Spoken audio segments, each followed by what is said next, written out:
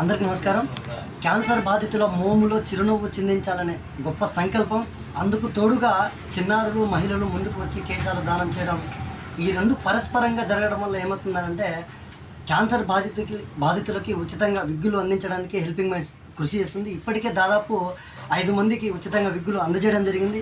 నేడు మదనపల్లికి చెందినటువంటి మా విజయ అన్నగారు, మదనపల్లి ప్రెస్ రిపోర్టర్, వారి ధర్మపత్ని రజనీ మేడం గారు, అదేవిధంగా వారి ముద్దుల కుమార్తె అయినటువంటి హేవతి శ్రీ స్వచ్ఛందంగా వారిద్దరూ కేశాల దానం చేశారు. అంటే 73వ కేశాల దాతలుగా 72 రజనీ మేడం గారు, 73వ కేశాల దాతగా హేవిత శ్రీ నమోదయ్యారు.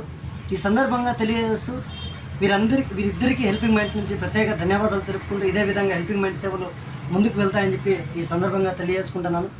హెల్పింగ్ మైండ్స్ సేవా కార్యక్రమాలు మనం చూసుకున్నట్లయితే ప్రతి నెల ఒక రక్తదాన శిబిరంతో పాటు 2 ఫుడ్ బ్యాంక్ సేవలు, ఉచిత బాడీ ఫీజర్ బాక్స్ సేవలు, మహిళల కోసం శానిటరీ ప్యాడ్ బ్యాంక్ సేవలు, అనాథలు ఎవరైనా చనిపోతే వారికి అండగా మేమున్నామంటూ వారి యొక్క దహన సంస్కారాలు, ఇలా ఎన్నో సేవా కార్యక్రమాలు చేపడుతున్నటువంటి హెల్పింగ్ మైండ్స్ మరిన్ని సేవా కార్యక్రమాలు చేపడుతుందని చెప్పి సందర్భంగా తెలియజేసుకుంటూ ఈ కేశాల దాతలు అయినటువంటి గోల్డెన్ హార్ట్స్ ఇక్కడగా మరీ విశేషంగా మనం చెప్పుకోవాల్సిందేమంటే హెల్పింగ్ మైండ్స్లో తల్లి కూతుళ్ళు ఒకేసారి కేశాల దానం చేయడం ఇది మొదటిసారి.